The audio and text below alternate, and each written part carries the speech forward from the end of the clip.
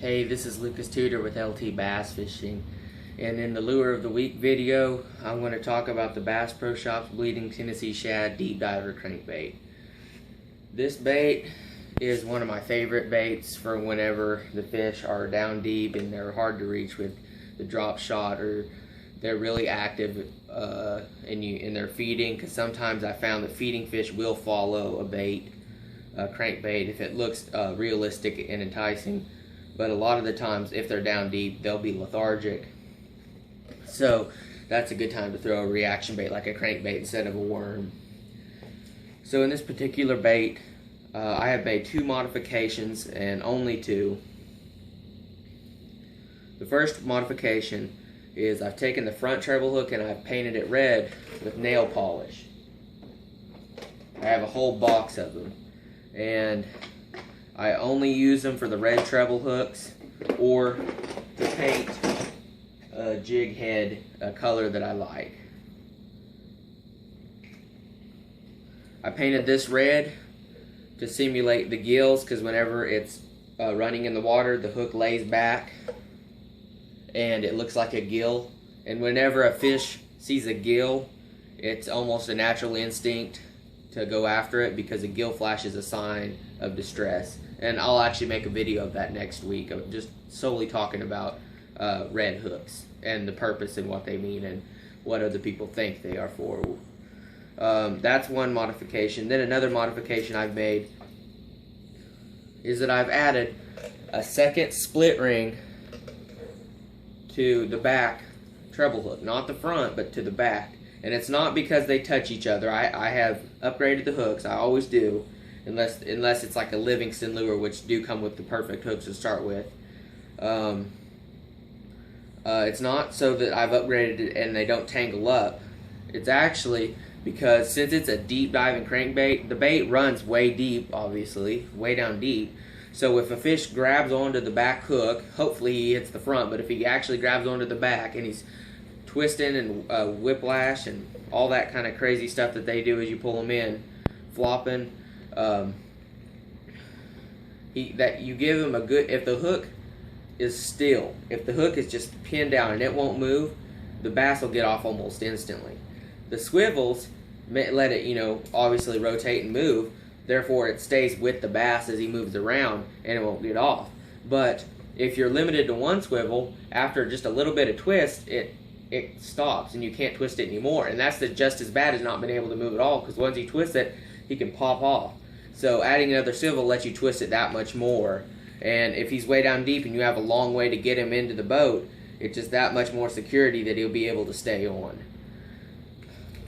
The rod that would be good to throw it on, I throw it on two setups. My first setup is a 7-foot Abu Garcia Silver Max reel with kind of got that backwards. A 7-foot Abu Garcia Vigilante and Abu Garcia Silver Max reel. 6:4 to 1 gear ratio, so it's a medium speed. This is a deep diving crawl, and I'm running with double red hooks, but that's not the bait of the week.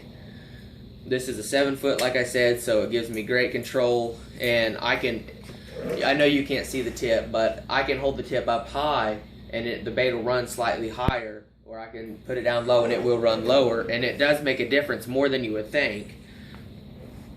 This is what I prefer to throw most of my deep diving baits on, but there are situations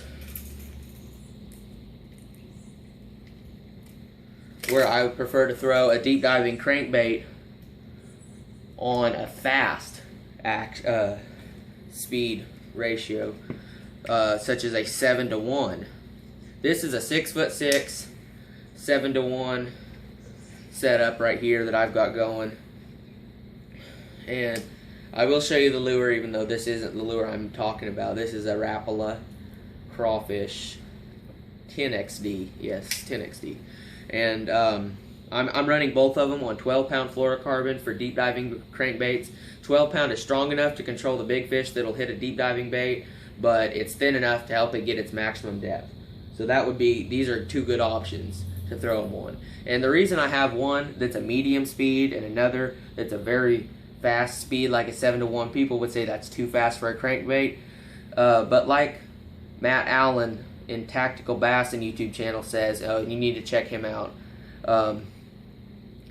You can have a 7-to-1 and you can work a bait fast. You can pick up that line if you're fishing a frog or punching, where you need to pick up the line really quick so you can work it like a jig. But with a 7-to-1, you can always slow down. You can't speed up with a 5-to-1 and go really, really fast, faster than it can. But with a 7-to-1, you can go slow.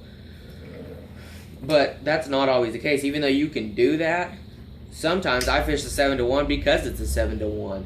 Sometimes that faster movement works better whenever they're really, really active and they're really feeding good and they're not shy or scared or lethargic. That 7-to-1 is what you want, so you can just change it up a little bit. And you know, when most other bass fishermen will just use whatever they have, or a slow reel, or you know, they hear Kevin Van Dam saying that, you know, he likes to throw his crankbaits on a 5-to-1, but I mean, I'm sure he throws some of his crankbaits when it calls for it on a 7-to-1, and that's just how it is.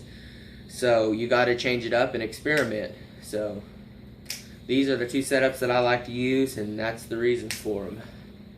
Again, this is the lure of the week.